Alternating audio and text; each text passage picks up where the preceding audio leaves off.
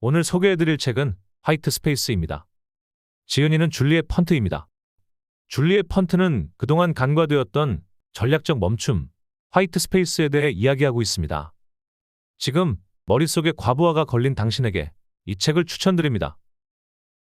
생각에 잠긴 자세. 주중에는 눈코 뜰 새 없이 바빠서 도저히 손을 댈 엄두를 내지 못했던 어려운 일을 일요일에 잠깐 짬이 났을 때 처리한 적이 있는가? 아이들은 친구들과 놀겠다며 밖에 나갔다. 받은 메일함은 예배 없는 교회처럼 때 맞춰 잠잠하다. 주변을 어슬렁대는 동료도 없고 주의를 분산시키는 방해 요소도 없어서 잠시 멈춰 숨을 고르고 생각을 가다듬는다. 그럴 수 있는 시간이 생겼기 때문이다. 그러면서 매우 특별한 유형의 일을 시작한다.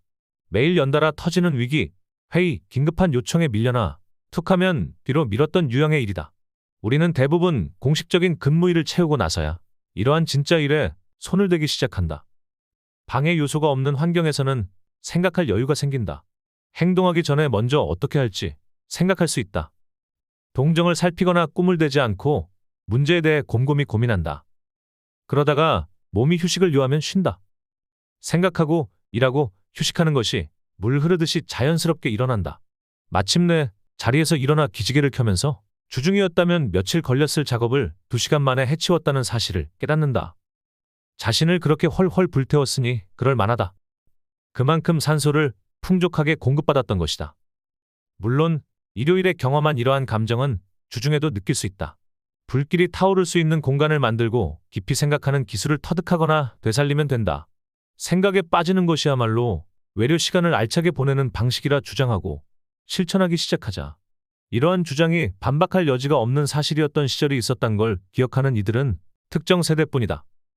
그 시절 상사가 책상에 발을 올리고 앉아 창밖을 보면서 골똘히 생각에 잠겨있는 광경을 본지고는 마치 방울뱀이라도 본 듯 움찔하며 상사를 방해하지 않으려고 살금살금 뒷걸음쳤다. 왜 그랬을까? 생각하는 시간이 그만큼 가치 있다고 믿었기 때문이다. 이처럼 과거에는 생각에 잠긴 자세에 대해 지금과는 완전히 다른 관점이 존재했다. 당신은 최근에 직장에서 누군가 생각에 잠겨있는 모습을 본 적이 있는가?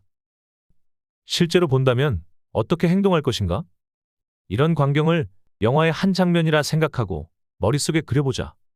불쑥 동료를 찾아갔는데 동료가 골똘히 생각에 빠져 있다. 사색하는 이들이 흔히 그렇듯이 동료의 눈동자는 초점을 잃었고 그의 마음은 먼 곳을 배회하고 있다. 구급차를 부르겠는가? 그 모습을 사진으로 찍어 소셜미디어에 올리겠는가? 만약 바쁘게 일하느라 스트레스를 받고 있는 동료나 관리자가 이런 광경을 목격하면 일반적으로는 살짝 배신감을 느끼거나 심지어 화가 날 수 있다. 그래서 약간 과하다 싶게 큰 소리로 무슨 업무를 하고 있나요? 대체 일을 하고 있기나 한가요? 라고 물으며 즉시 끼어들어 아름다운 사색가를 다급한 현실로 소환한다. 이처럼 깊이 골몰하는 행동은 요즘에는 기이하고 심지어 동료를 당황하게 만드는 행동으로 전락하고 있다. 그런데 혹시라도 이 사색가의 자유로운 정신이 막 문제에 대한 해결법이나 새로운 접근 방법을 떠올리는 찰나였다면 어떨까? 탁월함을 발휘할 순간에 도달하거나 여태껏 떠오르지 않았던 회사, 핵심 제품, 고객 니즈 만족을 개선하는 아이디어를 막 떠올리려는 순간이라면 어떨까? 하지만 실제로 이러한 일이 발생했을지 아닐지는 결코 확인할 수 없다.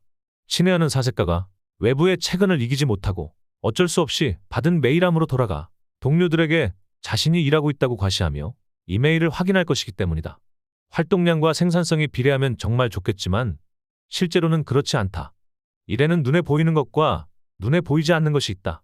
생각하고 숙고하고 고려하고 재구성하고 반추하고 의문을 품고 몽상할 때는 근육을 전혀 움직일 필요가 없다. 진행할 때가 아니라 완수했을 때 그 결과만 보일 뿐이다. 사람들의 일반적인 인식과 달리 여백과 같은 시간을 두고 깊이 고찰하는 시간을 일정에 엮어 넣으면 결과를 뒷받침하고 증폭시킬 수 있지만 일하라고 더욱 세게 밀어붙이면 오히려 목표를 달성하지 못할 수 있다. 올림픽 경기에 출전한 선수들이 1회차와 2회차 시도 사이에 쉬면서 경기력을 회복하듯 우리도 장기간 탁월한 기량을 발휘하려면 끊임없는 노력을 저지해야 한다. 스스로에게 일을 멈춰도 된다고 말해줘야 한다. 수업에서 사용할 용품을 자비로 사느라 빈털터리가 되는 공립학교 교사가 되지 말자. 자유시간이 아니라 근무시간에 멈출 수 있어야 한다. 이렇게 일을 멈추는 것만으로도 많은 상황을 개선할 수 있다. 수신자를 자극할 수 있는 이메일을 보내기 전에 잠시 멈춰서 내용을 확인하라. 피곤해서 집중력이 흩어졌다고 느낄 때는 일을 멈추고 기운을 차리라. 좀 전에 끝난 회의에서 얻은 통찰을 소화해 흡수하고 다음 회의에 제대로 대비하기 위해 잠시 자리를 비우라.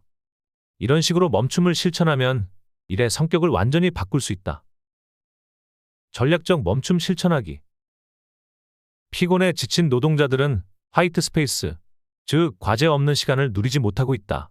화이트 스페이스란 용어는 달력에 아무 일정도 적혀 있지 않은 백색 여백에 아직 발현되지 않은 우리의 잠재성이 담겨 있다는 걸 깨닫는 데서 탄생했다. 화이트 스페이스는 길든 짧든 계획적이든 즉흥적이든 해야 할 일이 정해져 있지 않기 때문에 어느 방향으로든 문이 열려 있는 시간과 같아서 우리가 다시 숨을 쉴 수 있도록 산소를 공급한다. 언뜻 생각하기와는 달리 이 놀라운 시간은 우리에게 반드시 필요한 요소지만 너무 빽빽해서 소화하기 힘든 일정, 도착한 메일로 넘쳐나는 받은 메일함, 더 많이 일해야 한다는 압박에 밀려 자취를 감췄다. 틈이나 공백, 완충 기간 등 어떻게 불러도 괜찮다. 끊임없이 행동하는 사이 틈틈이 화이트 스페이스를 실천한다면 우리의 모든 것을 향상시킬 수 있다.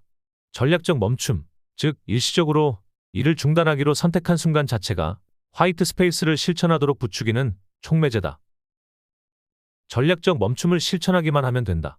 전략적 멈춤을 발견하고 만들어내고 자신에게 허락하라. 살아가면서 매일 아주 짧은 순간이라도 멈춤을 실천해야 자신을 변화시킬 수 있다. 완전히 멈춰라. 5초 동안 멈춰라. 1초만이라도 멈춰라. 손에 잡히는 것을 파트너 삼아서 방을 빙빙 돌며 춤을 멈춰라.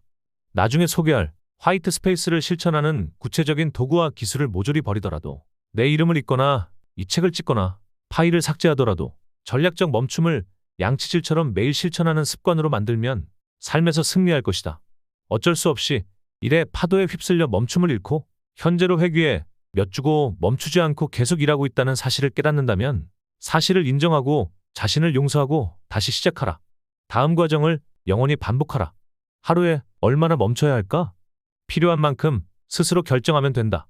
타이머를 사용할까? 좋다. 다른 이들과 함께 할 수 있을까? 물론이다. 매일 전략적 멈춤을 실천하라.